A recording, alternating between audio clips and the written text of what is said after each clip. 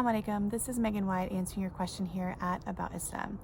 So you're 26 years old, you're single, and I'm assuming you're looking to get married, but you have this fear that once you get married, things are going to go downhill basically as soon as you have kids. And you've asked questions about how can a couple basically keep things going and keep the spark alive when, the woman is dealing with pregnancy and a shift in hormones and then having a baby to take care of. You've asked questions about when the kids are grown and just basically having older kids around. How can a couple, again, have spark and chemistry and intimacy when at some point or another it seems like there's going to be interference with the relationship? And so ultimately you're asking, what's the point? I think the first way to look at this is to understand that marriage meets more than one need in human beings. So first of all, yes, marriage is definitely a place for intimacy, to experience that sexual chemistry, that spark that you're referring to the spice of life basically between a couple, for there to be the pleasure of sexual intimacy. Of course, these things are really important, and intimacy itself is a pillar of marriage. At the same time, there is also the potential for a couple to extend to a goal that is bigger than themselves, bigger than their own pleasure, bigger than their own feelings, and that is in establishing a family and being able to have children. The blessings of having children means the opportunity to raise individuals who know Allah subhanahu wa ta'ala, to raise Muslims, to raise more human beings to know La ilaha illallah Muhammadur Rasulullah. And so one of the goals for a couple and one of the goals for marriage is to look not just what you experience with each other, but what are you able to build together. Your family becomes now a foundation for something that is much greater than just your own personal, emotional, and physical needs, or your spouse's personal, emotional, and physical needs. That's not to say that it replaces it or that those things are no longer important. Rather, it's an expansion of what marriage brings into your life. And so from there, whether the children are little, whether they're, in their elementary years, whether they are, grown-up children, like you said, and you have, at this point, you're still parenting, you're looking at that long-term opportunity to build. Also, until you have children, you're not able to appreciate and understand how much children enrich your lives and how much children, add to your lives. And so, yes, there is some truth that, for example, after the first child, sometimes couple satisfaction or their marital satisfaction decreases for a while. But that's not meant to be a permanent decrease. What that really is about is that there's an acclimation period, that a man and a woman go from being a couple, a husband and a wife, to now becoming parents. And the adjustment to becoming parents, that can be easy for some couples and can be a lot harder for others.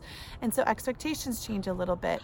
There are hormonal shifts, there is exhaustion, there might be a baby that cries throughout the night, but obviously, when you talk about how does a couple find time after they have a child, look to the families that have 2, 3, 4, 5, 6, 7, 8, 9, 10, 11 kids, right? Obviously, couples manage and they find that time and they find that space for each other, but they also have to prioritize each other. Sometimes, kids are, very busy. They're a huge distraction. They can be emotionally exhausting. They can be physically exhausting. But in there is, first of all, the need to prioritize, each other as a couple. And that's one of those things that someone like myself or anybody that's involved in sort of the marital realm is constantly trying to educate people on the fact that great relationships aren't something you just have. You build them. You build them conscientiously. You build them intentionally.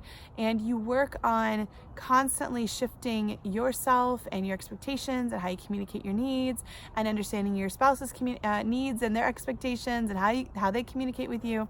There's always this tweaking going on and this adjustment that is happening between a couple that's able to maintain a strong relationship. But there's something important that I want to share. It's very easy to hear information from others or to find information from others that suggests that marriage is just one big unhappy, miserable place. And that's because human beings like to complain. They like to talk about what's wrong. They like to talk about what's negative. And Muslims especially are often very private about their happiness, their joy, their blessings, for a number of reasons, whether that's to avoid the evil eye, to not want to sort of show things off to others, to try to, just have greater modesty and protection around the family.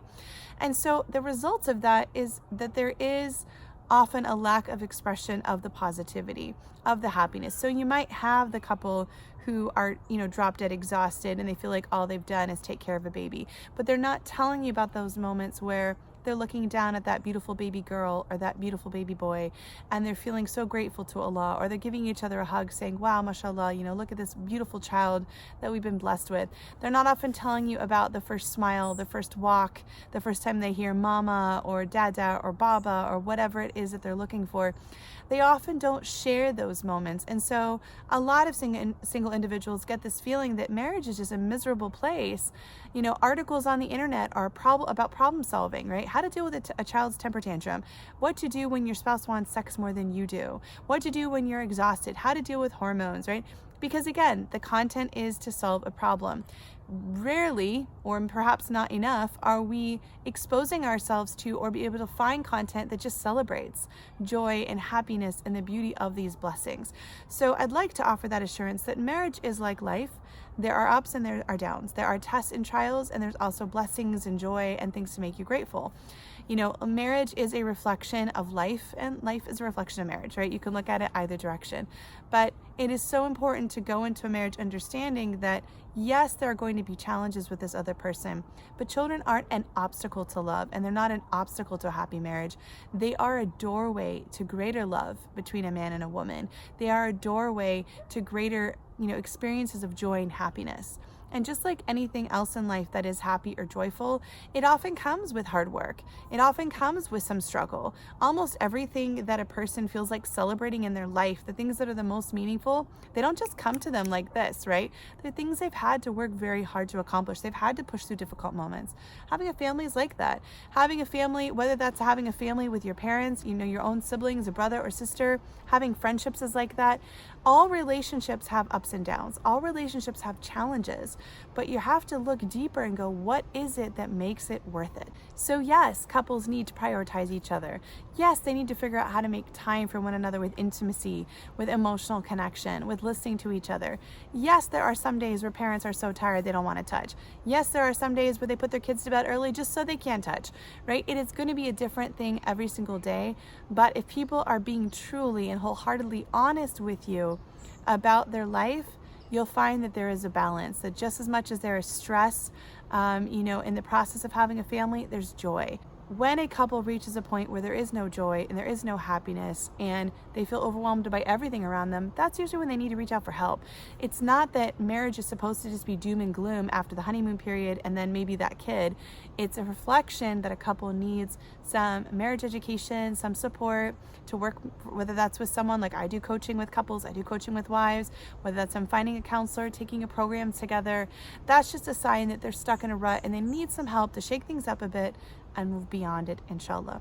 So different periods of life, they do come with stress, they do come with hardship, but they do come with joy, they do come with happiness. And yes, the spark continues, the chemistry continues, the emotional vulnerability and friendship develops, even deeper, that continues.